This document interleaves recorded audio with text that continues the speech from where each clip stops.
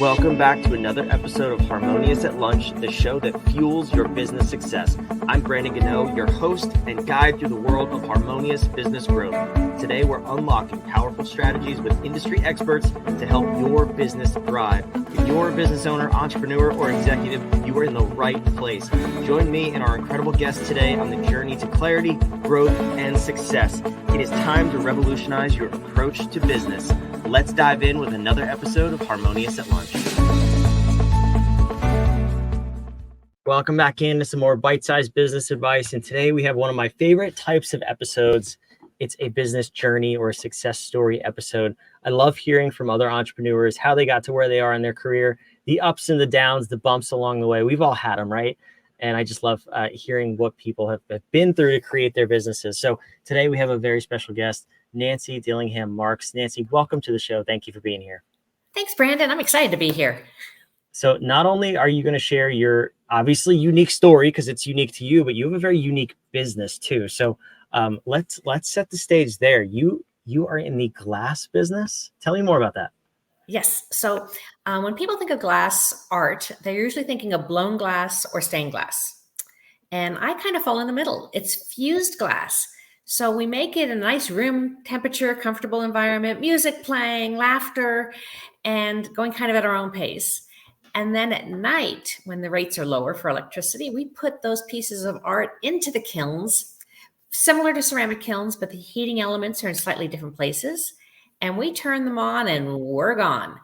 And then we don't come back till they're ready to be opened again. And it's like Christmas morning when you open that kiln and you see the beauty of what's happened to the glass in the heat. It's softened, it's smoothed, it's fused together. That is super cool. I have not heard of that.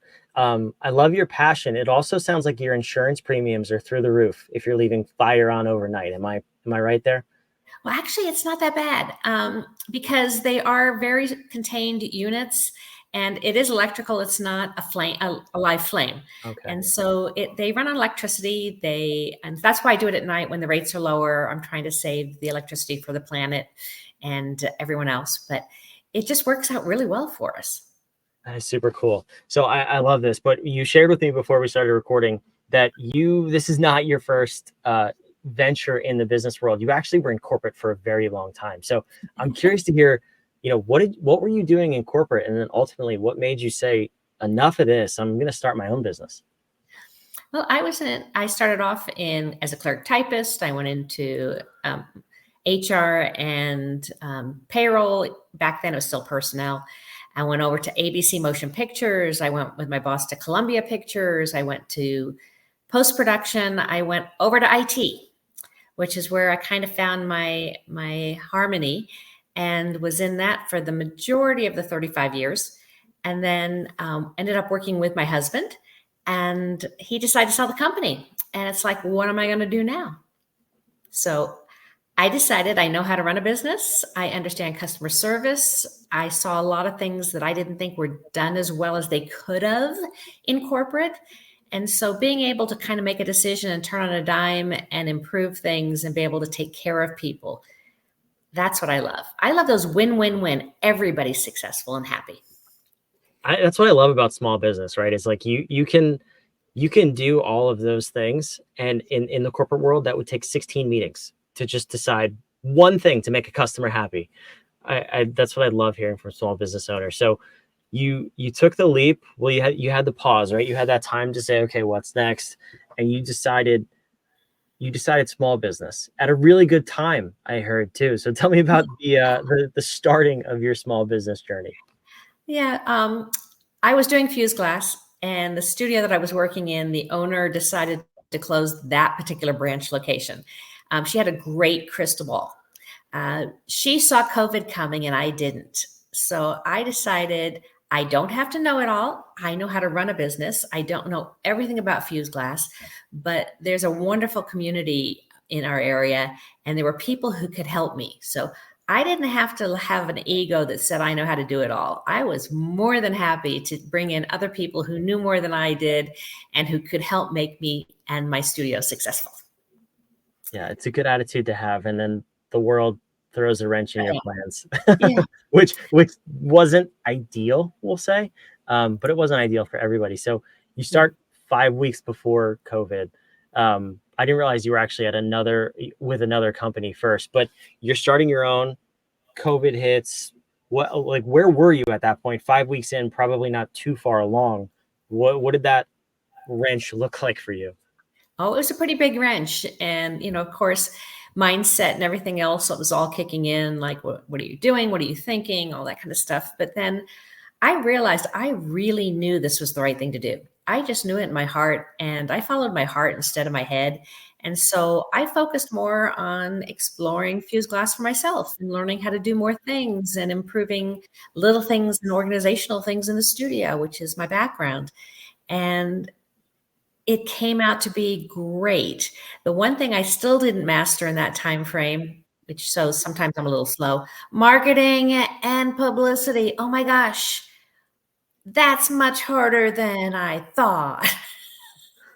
Oh man, we are kindred spirits here. I hate marketing. As a matter of fact, okay, for the listeners of the show, you know this. If this is your first time listening, go listen to yesterday's episode. It was we talked about marketing. We talked about the three non-essentials of marketing, and all I did the whole episode was complain about how much I hate marketing and disagree with the non-essentials. Not because they're not essential, but because I hate them. So I'm curious then, what did you do? Because that was probably the most important time for any business to be visible, be marketing, and get out in front of your ideal customers. So what did you do? I did a lot of social media posts. I did advertising in the local paper. I spread the word through friends who spread the word through friends. I mean, I begged, please spread the word I'm here. Please tell your friends. Please tell people that I have a gift shop. I have classes in fused glass, stained glass, and mosaic. I have got this wonderful environment and studio. Please come learn and meet me. There's no I shame in begged a lot. that, right? There's no shame in that. I love it. So at that time though, what was your business model? You were, it sounds like, all in person. You did classes, you had products to buy. Was there anything else I'm missing? Nope. The things to buy were only curbside pickup. I wasn't even set up for shipping yet. Oh, okay. Wow. So you're really relying on the local market. Yes. I love it. So then transition to, oh, how long has it been? 4 years now, almost, It's since now that? 5.5 years. Wow, that's okay. Time flies. That's crazy. Yes, it Um, does. so what was that growth journey like from, the 5 weeks in, the panic, to begging for people to come into your studio? Obviously, you've made it past that. What were the next couple of years like? How did you start to grow your studio and your business? It really was word of mouth. Because it's very difficult to explain fused glass. I've had some team building sessions for companies, and anytime it was a marketing department, I'd say, okay, now that you've completed the class, help me understand how do I promote something that people don't understand what it is. And they all looked at me and said, we're not really sure. Word of mouth is going to be the best thing for you because people aren't going to understand fused glass and they're going to be afraid of it. And so I've really been blessed. I mean, people appreciate the fact that it's a hard thing, it's a hard sell. And so they just tell their friends, and their friends sign up, they bring friends in, they tell their boss, they tell their coworkers, and it's working. If it ain't broke, don't fix it, right? Exactly. So then fast forward to today, is your business model still the same, or have you added on to it? We now ship and we ship throughout the United States. We're not quite to international yet. I want to make sure it all works. My platform is being redesigned because we had some issues with shipping charges on the current platform and we couldn't get them resolved. So little things like that and glitches, but you know what? Those are real small glitches. In the big picture, it's just, okay, that's all right. We'll get it fixed. Mm-hmm. And we just keep going. And we have parties and we even have wine night. I named it Wine by the Glass instead of wine night. Look at that. I like the play on words there. I see what you did. Yeah. And I tell corny jokes. With the kids that come in, we teach 7 and up, and I'll ask them whose jokes are worse, mine or their dad. And, I get good answers. So I have a lot of fun with it. I enjoy sharing my passion. So that makes it the easiest thing in the world to do. It's not when they tell you Then when you find something you're really passionate about, it's no longer a job. It's true. Yeah, no, it's amazing. And it's so cool to see that you found that. You could tell too. I can just tell watching you describe it. But in these 5 years, 5.5 years, the one thing that stuck out in the beginning, which I find holds most people up, whether they're established businesses going from 6 to 7 figures, or they're new businesses and afraid to start, is you said you didn't have to have it right, and you just knew you could find people who knew the answers. What are some of those things that maybe you were surprised with over the years that you didn't even know you needed to know, but you ended up having to figure out or having to find someone who did know it? Well, some of it was equipment that I needed to have and how to use it correctly. So when we have a piece of glass that wasn't quite shaped the way we hoped it would, we do what's called cold working, because we're not doing it with heat. We're doing it's cold work instead of the hot work. And trying to find the right equipment, trying to find the right tools. How do you properly use them? I have become a mechanic. I am able to repair most of the equipment that I have. Having to find out what's the real life span of some of the things. So, it's like, how much spare stuff should I have in stock? Kiln firing schedules are pretty basic for the normal stuff, but then people started challenging the glass, and all of a sudden I had to learn how to challenge the kiln correctly to respond to those challenges. And we had some mistakes, but you know what? We learned through every mistake. We learned so much more than had we not had the mistake. So it's all been a fun journey, and it's still going. Yeah, that's amazing. So you talk about the journey. Obviously business and life is a journey. What's the next phase of your journey that you're really focused on? Whether that's 3 to 5 years out, like what are you hoping to take your business through? You know what? I'm so happy with the way it is. I don't really know that I've really thought that far out yet. We have open studio members, and this is a community that has been formed of people who know the skills now, and they come in. It's kind of like a gym membership. They pay monthly, and they come in, and we changed the dynamic a bit, where I now have an art gallery exhibit as well, because a lot of people have never heard of fused glass, and they can come in and actually look at it by artist.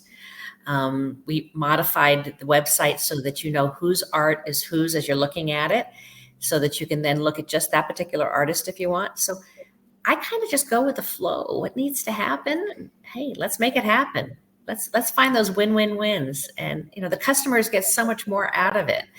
And the artists, when they have someone see their art, they get so excited seeing how someone else lights up. And the patron is so excited to see the artist and meet them and hear their story. And so there's probably going to be a podcast in my future of talking to artists. Is probably the next phase. Cool. That's awesome.